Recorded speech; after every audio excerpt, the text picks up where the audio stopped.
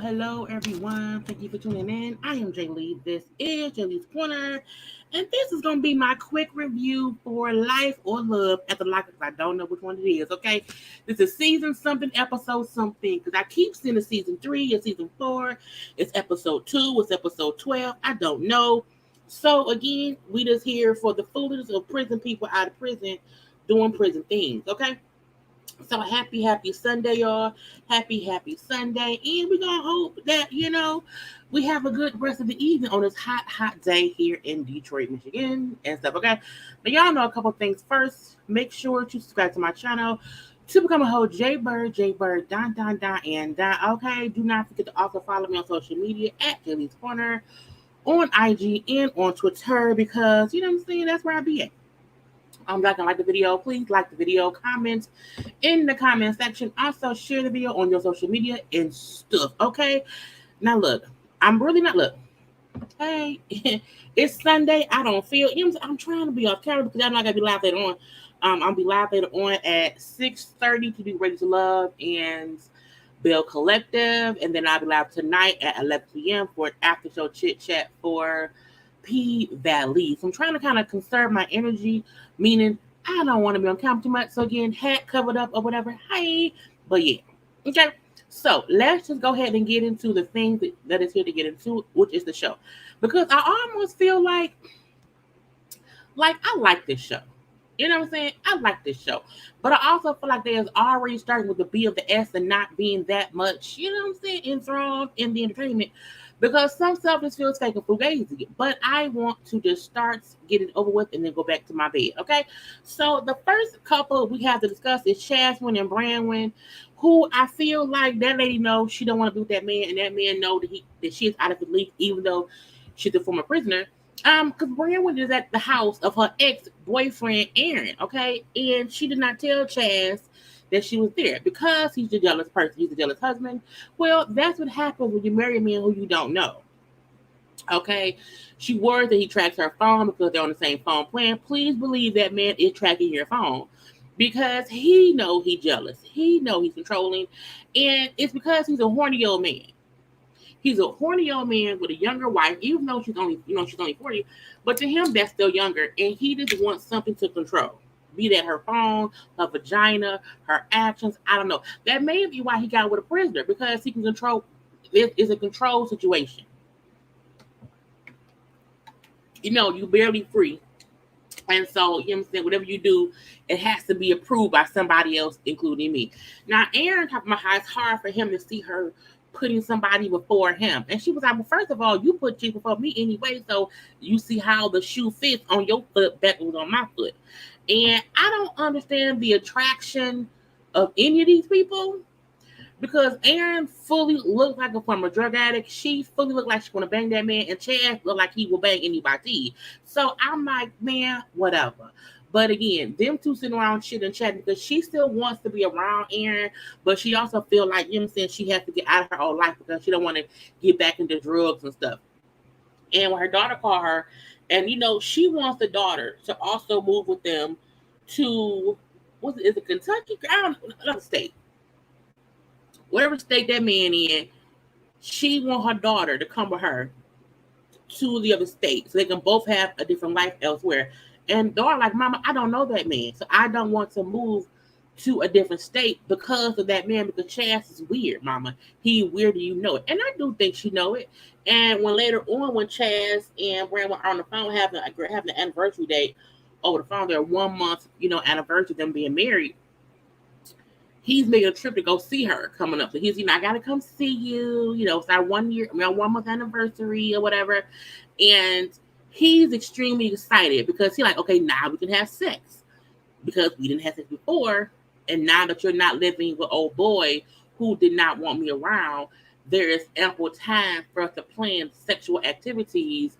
And she like, oh, yeah, and her thing is like, she basically feel like he's a stranger. And I don't want to bag a stranger. I say, but ma'am, you married a stranger. You can't be surprised that the stranger you married wants to have sex with you. Like, I mean, that's a part of marriage. Some folks get married solely to have sex. But I mean, that's on her. But her thing, like she said, I feel overwhelmed even thinking about having sex with him because it's a lot to go on. And I was like, it's kind of crazy. Now he do ask her if she's been seen or hanging around with Aaron. Now she lies, say no. Because she know he's an angry person, but not angry, but she know he don't trust her around people.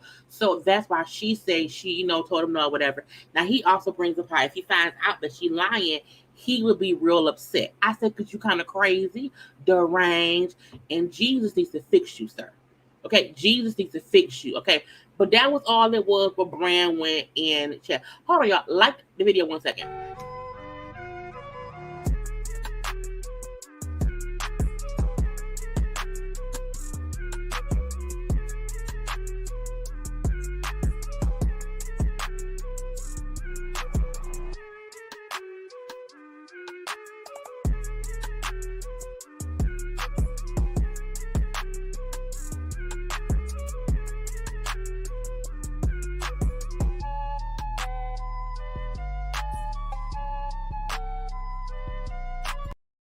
And I'm back. Okay. Let's move on to new couple, old couple who we don't care about either, Amber and Puppy. And this is something else I feel like. I feel like they're bringing couples back who we don't even really need to see.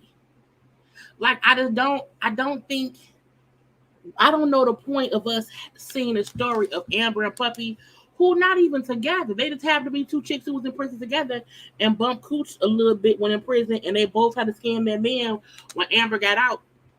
And that didn't work. So now they both walk around here just doing much of nothing. Okay, in my opinion. And I mean they don't need to be law abiding citizens for their life. I just feel like I don't get the point of them being on the show. Okay.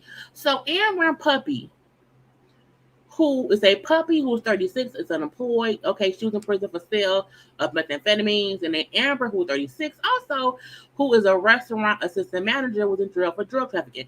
Now, Puppy, Amber, and Amber Mama was all in prison together. Okay, and they met Puppy while in prison. And, again, Amber and Puppy was bumping cooches in prison. They then tried to run a scam on the dude Vince from 2-3 seasons ago. That ain't work out.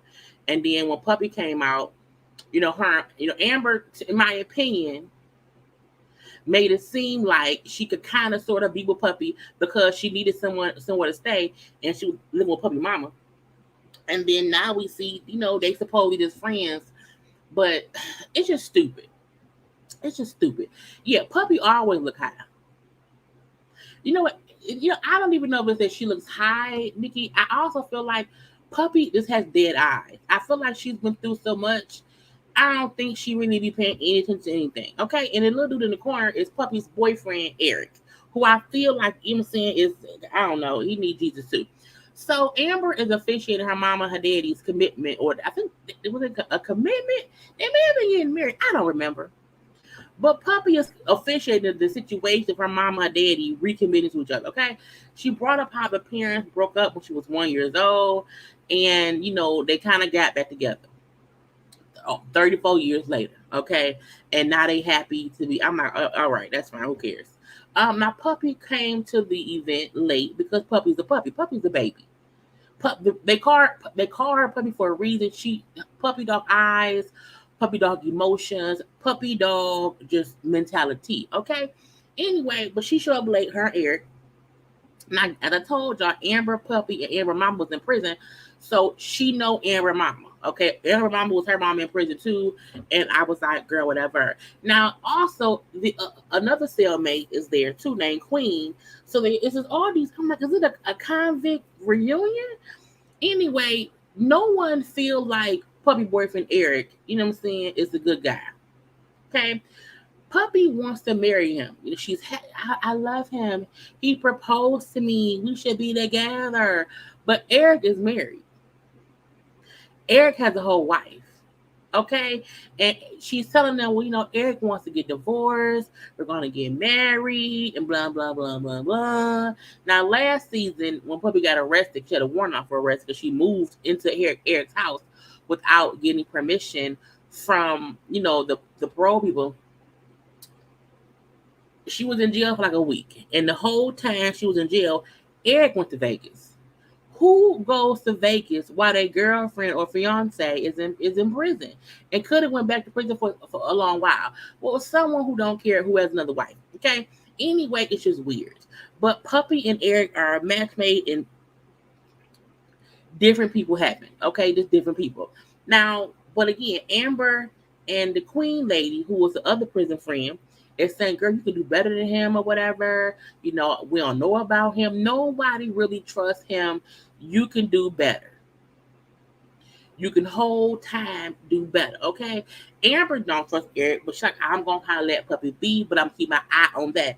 Now, when Queen and them is sitting there talking with Eric or whatever, and she's telling him how I'm looking at you. I'm trying to fill you out because I don't trust you. It's something about you that's suspect, okay? And that if you not good to Puppy, it'll be consequences and everything, and I will go back to jail because I don't mind going to jail. And I was like, look, there are a few people I will go to jail for. There really is. However, I'm not going to sit up there and admit it on camera. I'm not.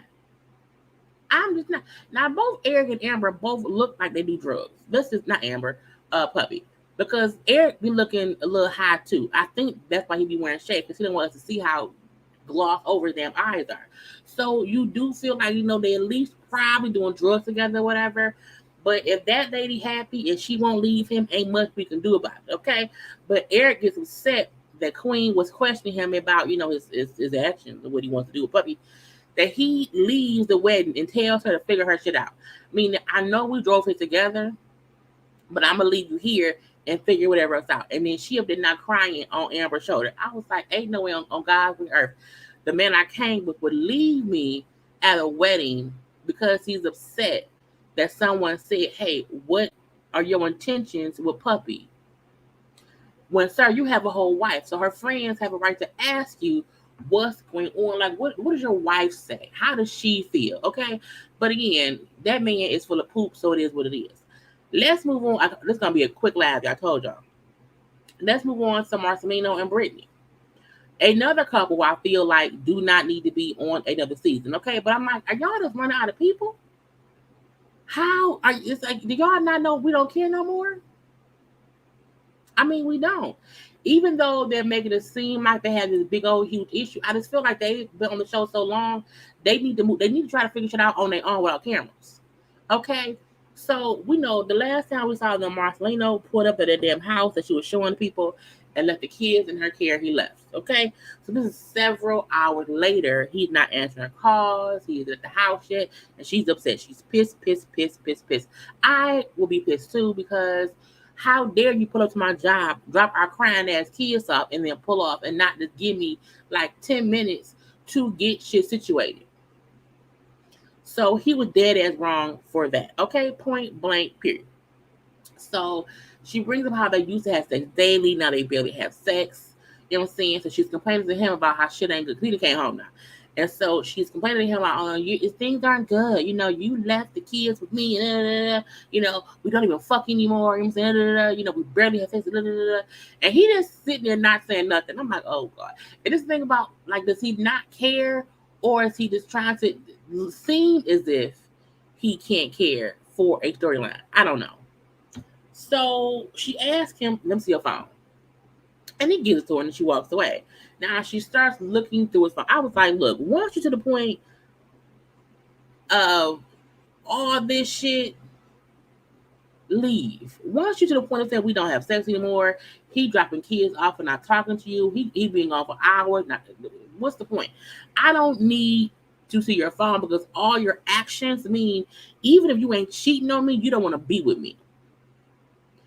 And she goes through the phone and she finds he's looking at porn. Okay, he watches porn, look up naked people. I'm like, I don't look. For me, I don't care what look. Porn is porn. I don't care. I don't care. But her thing is, you can't be looking at porn and not fucking me. I was like, well, that I agree with. That I agree with. Okay, you can watch porn all you want to, but when we together, we have to have sex. Okay. Ain't no around that. So I get her on that point as well. And she tells him how I'm lonely, I'm depressed, I feel ashamed, I feel unloved, and saying, you know, save me the dignity, save me my dignity, and let me walk away. And my best isn't good enough for you. Let me leave. I'm like, is he blocking you from leaving? Her point is, you are not telling me that you don't want me, and I'm still sitting around here with you. So save me my dignity and just let me know you don't want me no more. I'm not, but if he's showing you he don't want you, I would leave. Period. At the end of the day, I'm leaving. Okay. And then she tells him about if you going through shit, if you going through whatever, you know, you can't make me feel like I'm the one with the problem when it's really you. You making a scene. And I don't want to say how he feel, but I feel like if you think he feels some kind of way, how you feel about yourself isn't really his fault, basically. Meaning, if you have low self-esteem, if you are insecure, I want you to fix that within yourself. I don't want you to feel like because he's an asshole, that means that you have to feel like you ain't shit. Because that ain't what it is. That means he ain't shit or whatever. Okay. Anyway, so when she told him that, you know, if you're the one with the problem, then you should just leave. He said, well, first of all, I'm not stepping out of my family, and I'm not going nowhere. Meaning, I'm not cheating on you per se, and I'm not leaving this house. And I'm like, Lord. So they go to therapy, and the therapist, bless his heart, the therapist was asking logical questions to people, telling them what was going on. You know, he brings up how, okay, so for us, I took on the role of being the whole stay-at-home dad, you understand, because she wanted to get into real estate. So I'm a dad, I'm a stay-at-home dad all day, every day, because I wanted to support what she wanted to do, okay? Now, she admits how before we got together, he was a single man, he wasn't living with anybody, and he went from being a single man with a free life to being a married man with a house full of kids, dogs, and we all want his attention. And so she said, I also feel like, you know, he's bored with me, you know, because before, like, even just seeing me would get him hot and horny. And now, like, it's not that at all. We do not have sex unless one of us just wants it, and we do it, like, out of obligation. But it's not as if, you know, like, we're craving sex with each other.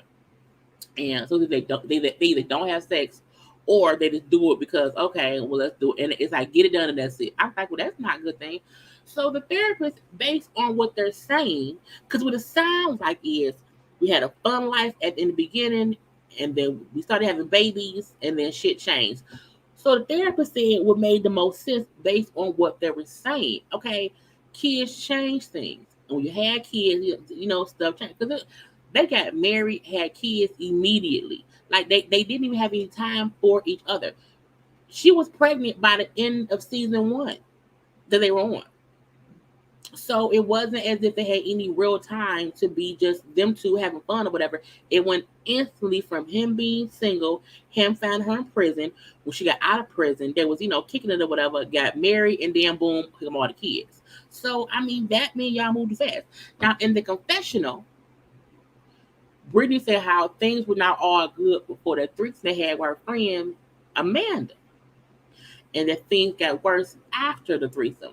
But again, the fact that I'm not suggesting a threesome when my marriage is already not that well, because threesomes don't fix nothing at all.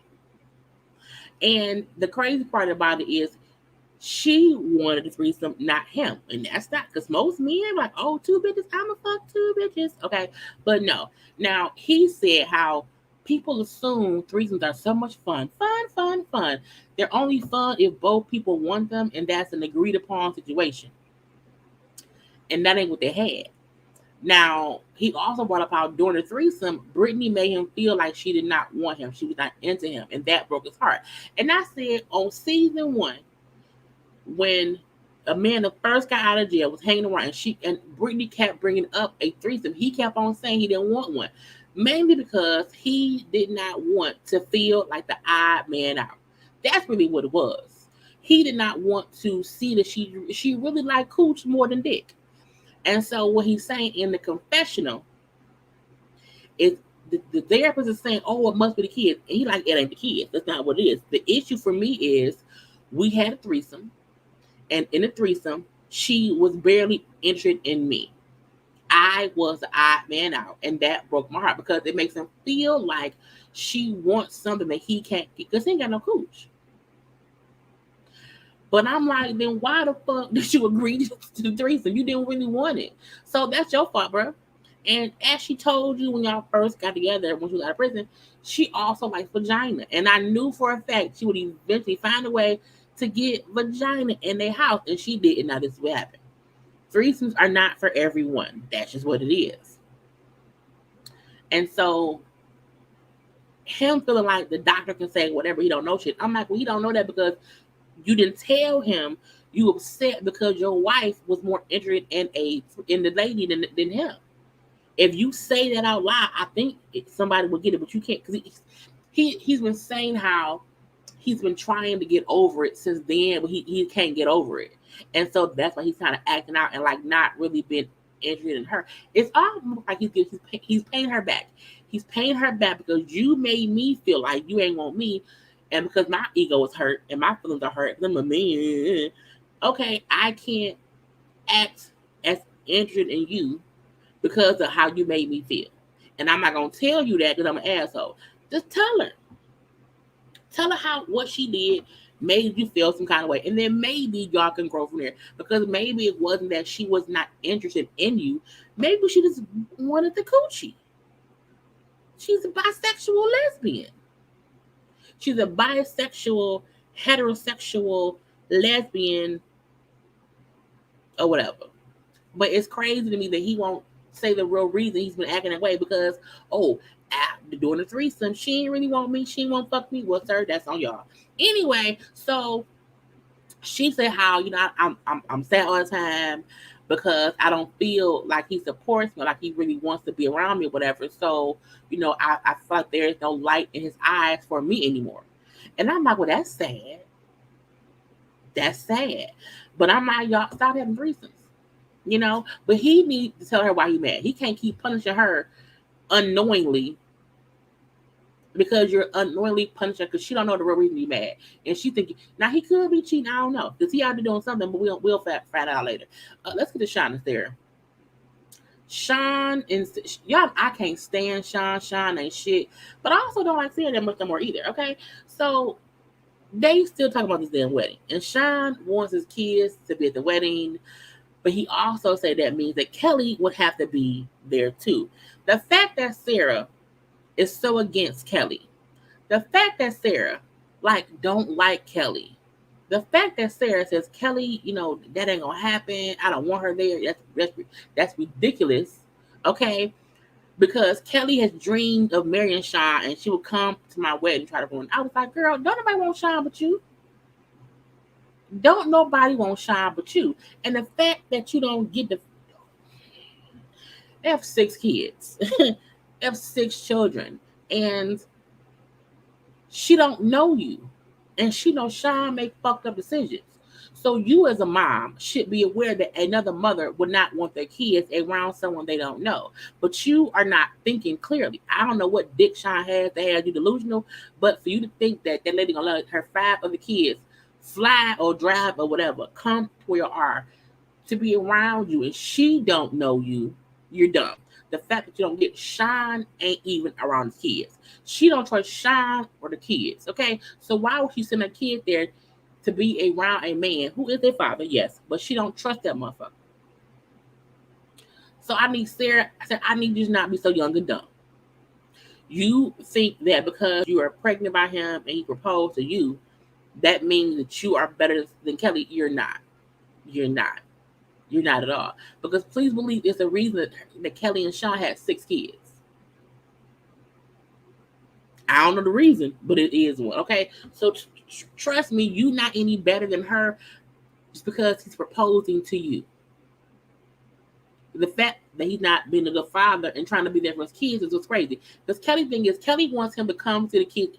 Kelly does not want him to try to look like a good father there. I'm not gonna send my kids there with you for you to look like a good dad. You wasn't a good active father here in the States where we at. It's just stupidity, okay? So she then said, well, should I invite my ex to the wedding? How about you invite Destiny? I'm like, first of all, if you speak Destiny's name 3 times too fast, she will pop up like Beetlejuice, okay? Destiny is Beetlejuice. If you say her name 3 times, she will pop up in your life and you cannot get rid of her, okay? But Shawn, like, look, don't worry about that. She's not coming to the wedding. And, don't worry about Kelly. I'm like, but you probably should. You probably not because not because Kelly gonna do anything, but because Shawn is always hiding shit. Period. Okay. Now Shawn, once Sarah's gone, he does answer Kelly's calls, and like, why you keep calling me? Because I can't. We have 6 kids. Why you not? I don't know why Kelly called him so much. I feel like it's because he don't answer. So because he isn't answering, she keep calling. It's just dumb.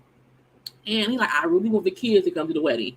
And she's like, I'm not sending my kids there for you to look like a good father. If you want to come to your kids here, okay? And then he's like, look, if you want, like, you can come to the wedding with the kids. And you know what I'm saying? That can be a help or whatever. And then he also tells her, oh, by the way, Sarah's pregnant. She's like, what? He's like, yeah, she's 6 months. I was like, the fact that he ain't telling people in general that she's pregnant should be a red flag to Sarah. Because why would your fiance who proposed to you not tell anyone, not his family, not his kids, or anyone that you're pregnant with a child? That's stupid. So okay, like, I feel sorry for her. Just stupidity, okay? She told him you need to get snips, okay? Because you haven't seen your own kids, but you over there having more. And that's Kelly's point. He's not a good active father for the kids he has. But we want to trap them around to make it seem like he's a good father. I'm supposed to be like, oh, okay. She's like, I ain't doing that shit. Kiss my ass, okay? Anyway, Shawn, like, look, just come to the wedding and, just let that be that. Is you going to pay for it? Is you going to pay for it to come? Okay, well, send me $500. And he said, okay. He then sends her the money. Look, if Kelly can get Shawn to send her $500 out the blue, good for her. Because again, I would ask 6. We got 6 kids. I need $100 for each kid. I'm sure Sarah will be upset about that later. Who cares? Now, Sarah is at the spa with Shawn's sister. And they get, manicures and pedicures or whatever. And she talks about how she's not fully confident, like, about the whole Shawn Kelly thing. Because they had 6 kids. Even though he did not propose to her, they kept having kids. It's like a part of her feels, you know what I'm saying? It's not confident in what's going on, but she also feels good because she's like, he never proposed to her, but he proposed to me. So, that kind of makes me feel good. I was like, the fact that she's kind of comparing who he proposed to means that's what you feel confident in. I'm like, you looking for validity in the wrong sections of the bullshit center. Okay? Because Shawn is full of bullshit. So looking for any kind of this saneness is just insane to me. Now, the sister brings up how, well, no, he did not propose to Kelly. They did have his kids, but he did propose to Destiny. You know what I'm saying? Who he was talking to at the same time, he was talking to you. So, like, how is that? How does that work? Meaning, you trying to compare yourself to Kelly, which you shouldn't. He's doing the same thing with you that he did with Destiny, and that did not work out. So she do feel like, what, I do wonder, like, if he'll really go through with marrying me. But I feel like because we've been together all this time, that he won't. If he was doing something before, he not doing it now. I'm like, he is doing it right behind your back as he always does. But to me, Sarah is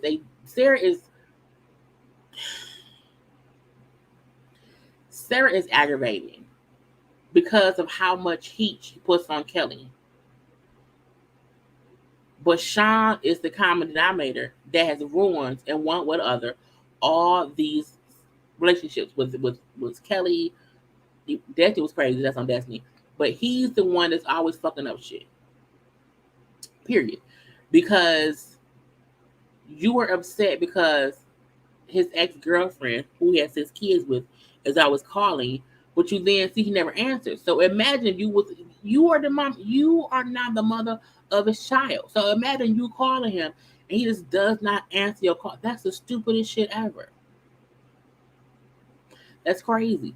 But we're going to leave them be because I feel like it's a train wreck on the way. Let's move on to Kevin and Tiffany. It's train wreck after train wreck after train wreck. So Kevin and Tiffany, Tiffany found those underwear in the room and, she don't know who they are.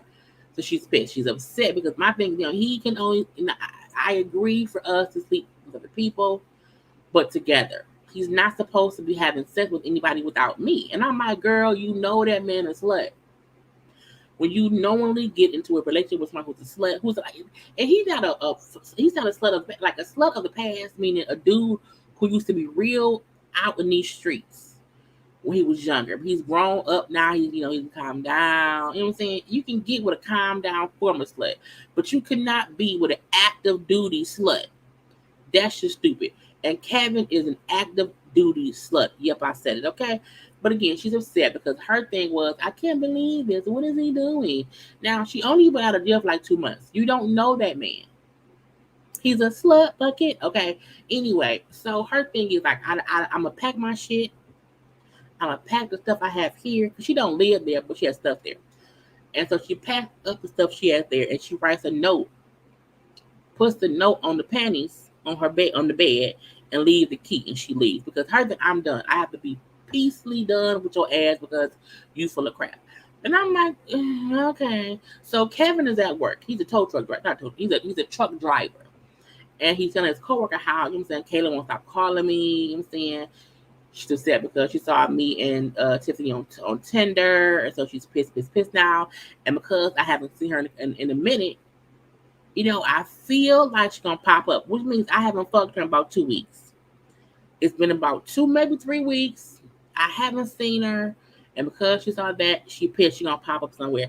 Kevin is a full liability to anybody who's on parole or probation. Because the people we have around him is gonna start some shit and gonna get that lady. Kayla gonna get Tiffany put back in jail. They're gonna fight, and it's gonna violate something, okay? But Kevin really is out here like a scumbag. He's a full scumbag, and he hiding shit for no real reason. Besides, he's a slut bucket. That's really it. Okay, we're gonna move on from them because that's all that it was. Let's move on to Taylor and Chance. Y'all know we don't like Chance. Yeah, we do not like Chance. Not today, not tomorrow, not ever. Chance can go somewhere. Okay. Now Chance is taking the older 2 girls to a father-daughter dance. The youngest daughter is going with her own dad. The father to the older 2 kids passed away. In a car accident years ago. So he's doing that. That's part 1 of it. Part 2 of it is that he is building the garage to be a apartment or living quarters for Sister Bobby. However, I don't know why they rushed this shit. It made no sense to me. When they showed Bobby the apartment, the little thing, it looked like a crack house in the 90s. Okay, I don't know what crack dealings he has done. Look, I don't know. Look, the fact that he then said, "Oh, it looks great," I've lived in worse. So you were in prison. You were in prison, and if you live somewhere that was worse, it's because it was a crack house. And I was like, why is it like it was? It's too much junk in that garage for her to be living in that. It's not insulated. Like it's gonna be cold or hot. I don't know. Probably bugs out there. It's like the bitch. She living in wilderness. Who wants to live in the wilderness? I don't get. It's 5 or 6 air conditioners stacked to this. I was like, why are they? Why not throw them away? And I also feel like if it wasn't finished, why have her move in? If the idea is to make it be nice for her, let her like give time for it. It was as if okay, because the father daughter dance is today, she has to be moved. She has to be out there before. I'm like that was dumb to me, completely dumb. And she don't have a bed out there. It's a room or whatever that a bed can fit in, but ain't no. So she's sleeping on the couch. You see her bundled up in her Ugg boots and a blanket on the couch in the garage. That is what crackheads do. You hear me? That's the crack house from the 90s. Why make her move out of the room she's sleeping in the house when the damn attic ass murder garage isn't really fixed up? It was still holes in the ceiling. The fact that he said, I have a refrigerator, it was a little mini fridge on a nightstand. And he said, yeah, you have a little compartment. I'm like, that's not a compartment, that's a nightstand. But for a living room, not a bed. It was just stupid. And I thought he just stapled a random ass cabinet on the wall. I was like, I cannot. It's stupid. Y'all pushed that lady out in the garage to sleep on a dirty ass couch with a blanket. Like she don't have no real cover. She has to sleep in her clothes. It's like she's homeless. And that's not fair because she had a whole room in the house. And the fact that Taylor monkey ass allowed her sister to be pushed out and then kept saying, if you need something, come in the house. You see, if you're not comfortable out here, come in the house and again sleep on the couch. Y'all pushed that lady out her room, out her bed for no reason. What y'all should have did was let her ass stay in the house. Let him build out that garage for the full season. In the end of the season, the ta-da would be the finished goddamn garage. But no, y'all push her out there with air conditioners, an old dining room table, stupid stuff. And she's laying up there with a small blanket and her Ugg boots. Some old Ugg boots. They may not be real Ugg boots. They may be like, Walmart Ugg boots or whatever. But it was stupid. Yes, the urgency for him to get her out the house was alarming. And I don't know why. Look, I feel like he just wants to control shit. He wants to control shit. I don't like the fact I put all this on Taylor. I don't put it on him or Bobby. I put it all because she's allowing all this shit to happen. All of it. All of it. Latasha, is it Latasha? I don't like putting those labels on people because I don't know that man. I don't know that man. I don't know what his intentions are. All I know is I don't like his intentions with the adults. I'm not even trying to question his intention with the kids because I don't want to put that on anybody. However, I'm going to put it on Taylor that she needs to be fully aware of what's going on in her household. And I also feel like no one should leave him alone with them girls. I'll say that. And I'll leave it at that. Because I'm not going to accuse anybody of anything. I just feel like he has been consistently trying to get Taylor to himself. He wants to make sure that he's the only one in that house who has any say so. Yeah, he is creepy. I will 100% you that he is very, very creepy. And I do feel like if them girls ever say he did something, he did that shit. That's when I would say anything else. When them girls say that, he whatever, when them girls say whatever, I'm gonna go with that. But for right now, I don't like his intentions with the adults. I don't want anyone leave him alone with them girls at all. Y'all don't know that man at all. And right, I don't know what his plan is, but he has one. Because nobody who says they love, because if you love Taylor, why would you put her sister in the garage like that? That I don't like it. I think Bobby know too, and a part of me feel like Bobby wants to play along to make him trust her, so she can catch his ass as a bullshit and then beat him up. But I would have never agreed to live in a garage or a dirty ass couch. No, no, no. If you're gonna fix it up for me, then fix it up for me. That I mean rushing and doing shit because you want the house to yourself and you don't pay none damn bill in them motherfuckers. Piss me off, okay? Stupid, dumb, DT. Let's move on to the last couple, which is Deontay and Lindsay. I don't know what crossed the state lines, the bullshit that Deontay and Lindsay think they're gonna put it through.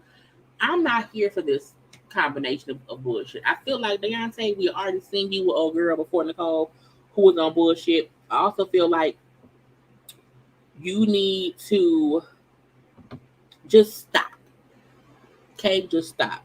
Because there's no need for you to be with Lindsay. Y'all not even in the same state. And the fact that she reached out to you after seeing you on another season, it's like, what is she planning? What is she plotting? So Lindsay and her jailbird friends, sitting around in the car because she's trying to get her friend out of jail. Her friend who was locked up, the bail was like $800. She's trying to figure out who can, get him bailed out besides her. And she finds a friend who will do it. Some friend who, doesn't have a history, a criminal history. But turns out they could not get him out because I guess wasn't anybody there to take the money at the jail. So he and his tomorrow. But when she told Deontay how, I'm wondering, when she told Deontay, he like, why is she, like, why is that her problem? Like, why is she spending, like, how does she have money to get him out? Like, that's kind of crazy. But he, Deontay, he don't say much about nothing. All right, that's fine, whatever. But he's telling us he just wonders why she's even getting involved because she's only been out of jail like a day, not even a full fucking day. Anyway, so we then see the fact that she just wants to, just wants to help or whatever, and her friend who she's in the car with is crying because he like, you need to get out of this life. You can't be around here, getting involved in this bullshit again. Like, we should want better for ourselves, for our kids. Like, stop being involved. Because Lindsay is like a thrill junkie. So her being all amped up with her little prison friends or whatever, and we need you. She like that shit. It gets her off. And he like, you have to stop getting off on this shit. And you can tell she gonna end up either back in prison or God forbid, and under the ground because she's involved in bullshit. Okay, but I'm like, whatever. And he also brings up the friends as how Lindsay's a lot to deal with. So Deontay's in for a whole rude awakening, dealing with whatever she has wanted because she keeps attaching herself to old shit. Okay. Now we then see Lindsay speak time with her daughter. Is it Marley Grace or Miley Grace? Something, I don't know. Two name little girl. Who I'm like, oh my gosh, she's so big now. Okay, she's like 2 years later. But the daughter like, look, I just don't want you going back to jail, mama. I don't. And Lindsay tried to tell us how, well, I was selling drugs because our life was getting cut off and I was doing it to make money. But I was really trying to be a better mom. I wasn't trying to be a bad mom. And I'm like, she keeps saying that while also always going back to jail. It's like she never thinks, maybe I should not do this because it's going to cause that to happen, which will take me away. And I feel like the fact that your first notion wasn't to go see your child, you were more concerned with getting that friend out of jail than you were figuring out if I was to go get my friend out and I was to get arrested, that would take me with my daughter. You was more concerned with your friend who was locked up. It's stupid. And the daughter who kind of has more sense than her, because she like, mom has always been gone or whatever, and I just don't want her to get in more trouble. And when she tells her about how he dating Deontay, the daughter said, I will take your time, be careful because of what happened last time. You know what I'm saying? Her daughter has more sense than she does. And it's crazy because they look like sisters, even though her daughter's only 12, but she's 28. Boom. Okay. So it's just weird to me. They could actually be sisters. Anyway, so when she talks to her mom about things too, because her mom knows she dating somebody else. And the mom, and she's like, oh, mom, I also want you to forgive me. I want to work on forgiveness. And mom said, look, don't think about forgiveness with me. First issue with God, and then after God, then your daughter. After you've handled those situations, then think about, fixing shit with me. But don't worry about me. We just don't want you to go back to jail. And again, when she went that she dated Deontay, mom like, look, just make sure whoever you date ain't kind to you. And just make sure it's not, some bullshit afoot that can get you locked back up. And it shows how much bullshit Lindsay's put the mom through. That mom like, look, don't even worry about fixing with me. It don't matter with me. What matters is your child. Because if you go back in, we can't go through that again. Because each time you go back, it's a hardship on me and your child.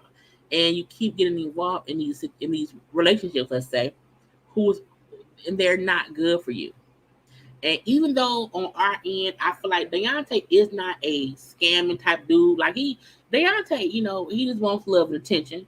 So if Lindsay was not a troublemaking, drug selling, thrill junkie who will probably always go back to jail, he would be good for her. But she not the type of woman, in my opinion, who wants to calm the fuck down and not be in bullshit. Yeah. The mama know her daughter ain't shit. She do. And that's why the mama like, you can't worry about it, ain't even about me. You've done enough for me to know I'm done. So leave me the fuck be, bitch. Okay. Yeah, she too much drama. She needs to apply that attention to her daughter. I fully agree. At least he's not spending his money, but he does have a thing for white girls. He fully does. I agree. And he probably will be spending his money soon because Lindsay doesn't want to work. Lindsay wants to be taken care of. The crazy part is Deontay will probably do that, but she will probably still run over him. And that's the fucked up part. Deontay seemed to be a good dude, a little bit slow. And I don't mean like he's remedial slow. I just mean like he's immature mentally to where he put up with bullshit, and I don't know why. I really don't know why. It's just weird to me. But I feel like at least, I don't know. It's weird nonetheless. Okay. It also makes me wonder what type of mama was Lindsay's mom and where's Lindsay's dad. Well, no, Lindsay said before she had a good upbringing. She did, but she got on drugs, and that's what made her life go down a different path. I don't think she ever had an issue with her mom. It's that once she got wrapped up with the wrong people, and she wanted to be that thug life. And that's kind of what changed things. And that's what I think Lindsay's mom was like, all right, I can't deal with that. And Lindsay just be on, let me do some complete bullshit. But, I don't think Deontay is a bad thing for Lindsay. I think Lindsay's a bad thing for Deontay because she's drama. And he isn't drama. He just wants some cooch from a white chick. He wants to spoil a little white chick. He thinks he looks better with the white chick on his arm. Hopefully in about 10 years he'll grow up and he'll know that ain't what he need or whatever, but who knows. But that was the whole episode, y'all. That was it. And I'm gonna get off here because I'm tired. As I told y'all, I will be back on at 6:30 to do a review of what is it? Bell Collective and also Race to Love. And then 11 o'clock tonight, I will be back on to do the P Valley After Show. Okay. While I was here, hey, get my hair bow down. And I was here, But I'm trying to chill today because I got a lot of lives to do, and I have to still watch Bill Collective. I haven't even watched it yet, but I'll be back at 6:30. So make sure to come back around here then, honey. I hope y'all enjoyed this little chit chat about life or love. I don't know which one it is after Lockup, but I will see y'all in a few hours for that. And I did catch Coleslaw on live, so I have to listen to that and see if it's worth talking about or not, because she'd be full of shit sometimes too. But have a good rest of y'all day.